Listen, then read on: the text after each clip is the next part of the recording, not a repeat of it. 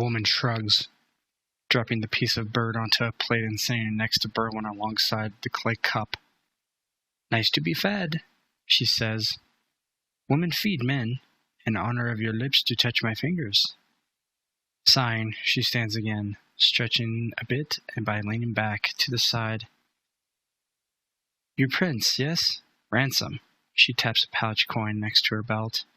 "More silver need." The woman jerks a thumb at her chest. "Bernak, princess, Angle. No Saxon. No enemy." Although Berwyn hadn't studied much about the invaders, he knew that there were several tribes of them that had come. They were the Saxons, the largest of the tribes, the Jutes, and the Angles.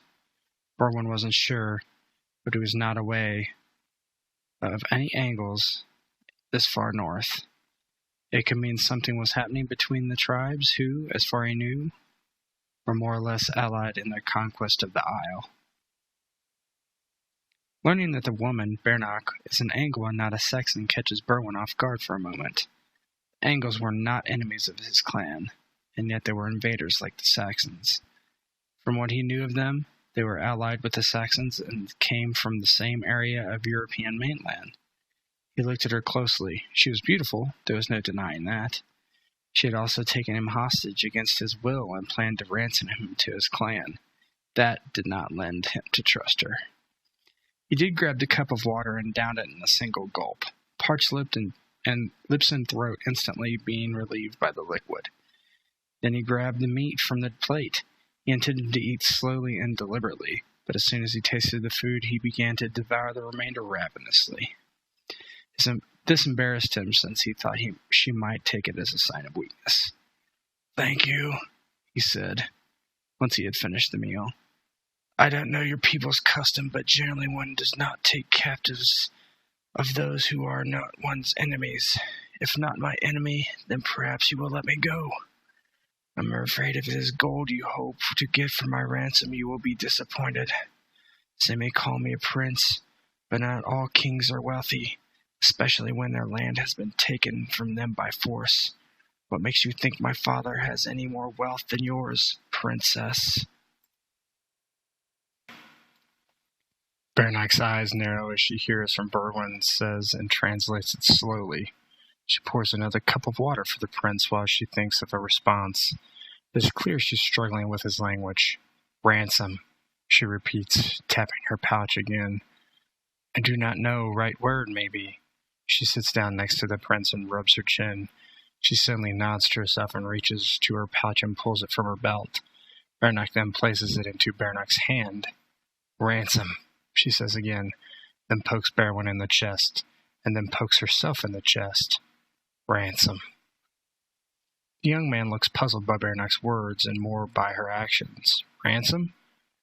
What did she mean, ransom? Certainly not. He blushed suddenly at the thought of what she might be proposing. Of course, marriage was often used to foster alliances between two clans, but never with invaders. That was unheard of. Could she be suggesting that? Dowry? Do you mean dowry instead of ransom? Are you suggesting I take you as a wife? As he says the words, he is even more embarrassed, especially as she seems so at ease, in contrast to his confusion. He wished now that he had his brother's way with women, and gently just made him feel awkward. Now that he had replied, he was second-guessing himself. Certainly she would think him a fool. But then again, why should he even care? He was beginning to wish that he was still just dealing with 12 brutish men. Dowry, she repeats slowly, then again. Dowry, wife, yes, Clempe, you father or brothers. She smiles. You look nice. Bernak concludes. Better than old man, more babies. She waves over a man hat that produces a rusty key for the shackles, or at least Berwyn presumes. You no run now? No run, but we need to talk, he says, holding out his arms that she can remove the shackles. This was a situation in which Berwyn was completely in over his head. He needed to get away, and yet he no longer seemed to be in any immediate danger. He wanted to get information from this woman which he could take back to his father. If the Angles had moved this far north and were looking for allies against the Saxons, then that could be very good news for the Corotolovi. Who knew if the Angles could be trusted? Here was some supposed princess offering him a bag of coin to wed him. If he outright refused, would he be chained back up? At least he could talk and get more information about her people and their intentions. Could he even consider taking this woman as a wife? Us had never married, and this was not something he had ever considered he would need to deal with at this age. Still, he found himself attracted to Berwyn. She had an aura of nobility about her and looked as if she could hold her own in a fight. She was not difficult to look at either. "Explain yourself. You wish to be my wife? Why? Do you have no men among the Angles to marry? Do you seek an alliance against the Saxons?" "Talk, yes." Berwyn immediately reaches over and inserts the key and turns. The clasp around Berwyn's wrists come free, giving him complete freedom with his arms. She does not look as interested in unlocking his ankles, though. Perhaps it is she does not trust him. "Father wish, I wish. 18 summers, ready to wed. Ready to have children, baby." She points to her stomach. "Yes, Saxon's bad. Kill my brother." Berwyn bites her lip, looking angry and sad at the same time. "Kill Saxons. Celts and Angles, kill them together." "I am Berwyn ap Us. My father does not know where I am.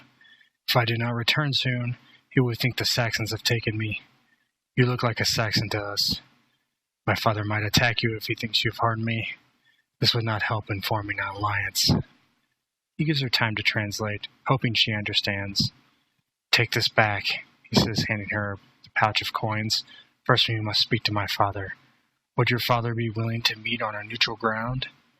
Berwyn tries to be non-committal, but to not deny her request outright either. He still is chained up, and until he's free, he is Berwyn's captive. "You come with me to talk to my father?" "Berwyn," she repeats, smiling. "Berwyn make good husband?" The ankle princess asks. "Like girls? Some men prefer men. Some women like women. No matter, as long as seed takes." She shrugs and reaches down and uncuffs Berwyn's ankles and pulls the chains free. "Talk to father, yes. I go with you." She extends her arm down to Berwyn and help him stand. It is unclear if she truly has understood everything Berwyn has said. Of course I like girls, women. I haven't had much time for that sort of thing, though. I'm a fighter in my father's Telulu. I'm 16 years of age. You should go to my father. He will know best about joining your peoples to fight the Saxons." He rubs his ankles where the shackles had shaped his skin. "Do women of the Angle always take men captive when they seek a husband? Why not just speak to the leaders of our clan if you wish to make an alliance? I thought the Saxons and Angles were allies. Are they no longer working together?"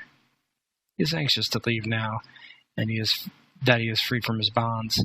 He hopes that the men will stay behind. He doesn't wish to bring a group of armed men to his father. Perhaps this is all a ruse and to ambush his father. He is now wondering if there might be some sort of way to avoid leading the Hilir in case they have ill intent. "We should go. Will you come alone? Where is your father, by the way?"